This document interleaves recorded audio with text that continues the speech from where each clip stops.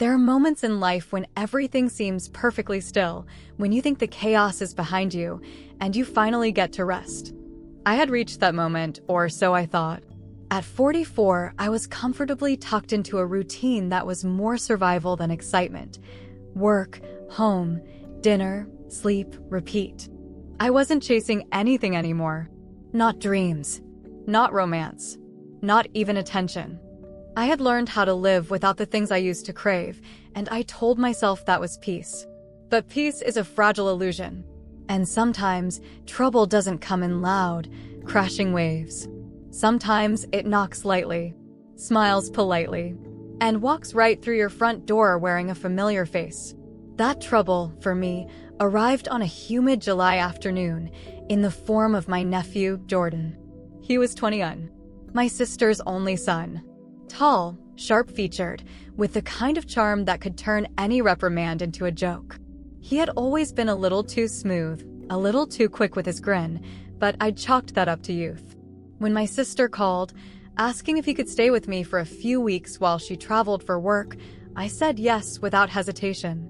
It'll be good to have someone around the house again, I told myself. I didn't expect it to feel like lighting a match in a room soaked with gasoline. He arrived with a single duffel bag, a crooked smile, and a hug that lingered a second longer than I remembered. "Auntie," he said, looking me over with a smirk. "You haven't changed a bit." I laughed, brushing it off. "Flattery won't get you out of doing the dishes." He winked. Noted. At first, everything was innocent. Light. Comfortable. We settled into a rhythm. Shared meals, casual conversations, occasional movie nights on the couch. He was respectful, easy to be around. Almost too easy. The first moment I noticed something different was small. A glance. I had just come back from a shower, wrapped in a towel, rushing to the laundry room because I'd forgotten to grab clean clothes.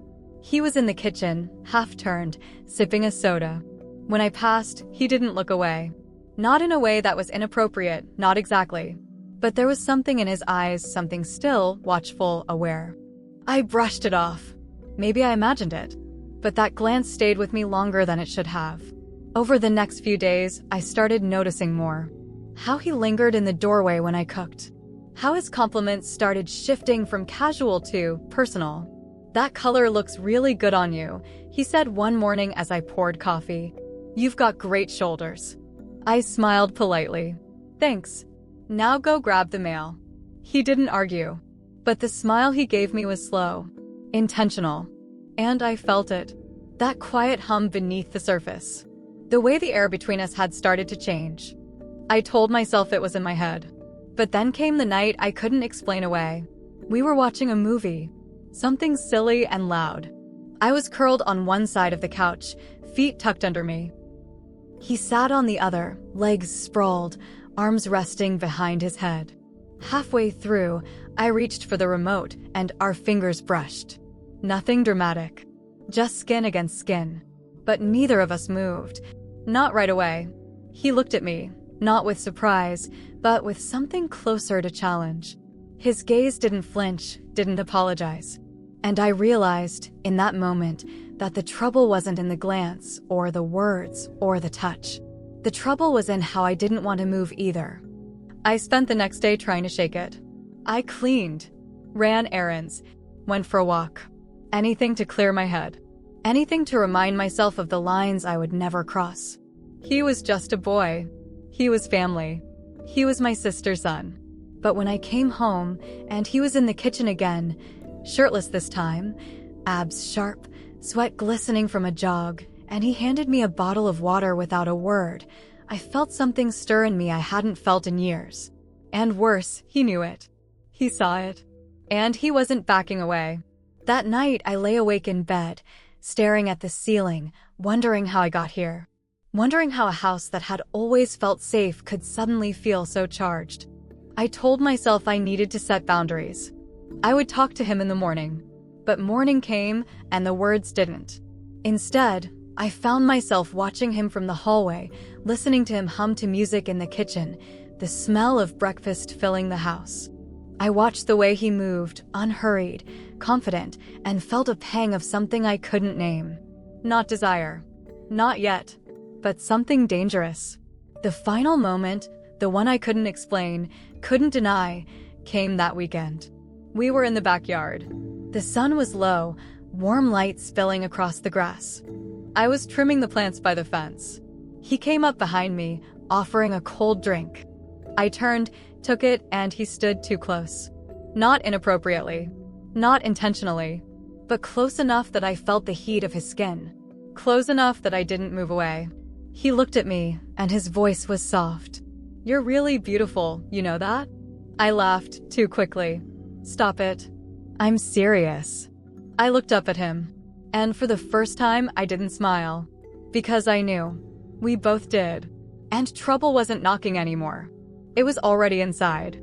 That night after the backyard, everything felt louder.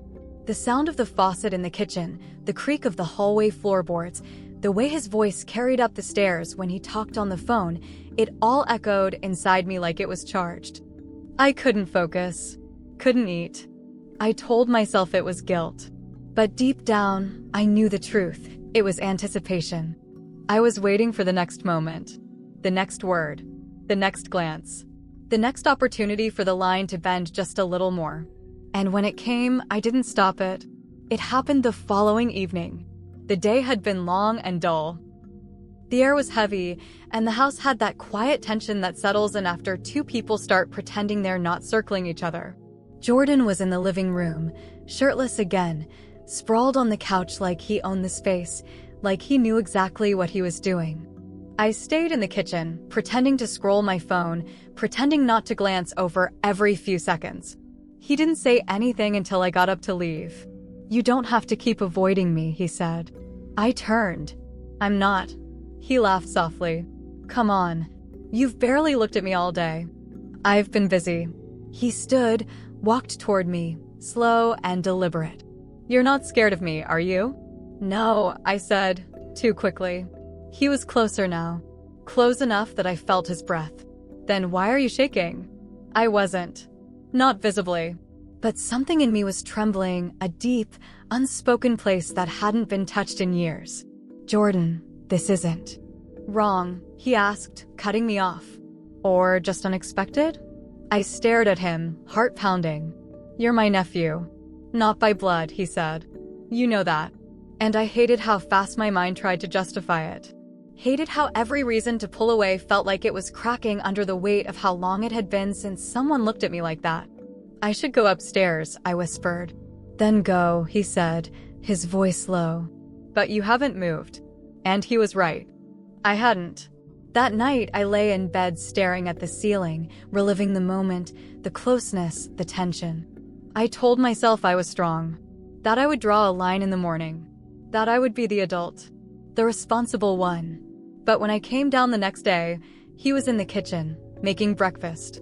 And everything I promised myself the night before dissolved with the smell of coffee and the sound of his voice. Morning, beautiful. It was teasing, playful, but I felt it. And worse, I liked it. I sat across from him, drank the coffee he poured, listened to him talk about his plans for school, for travel, for everything ahead of him, and I felt so old. So tired. So forgotten. Until he smiled at me. And I didn't feel forgotten at all.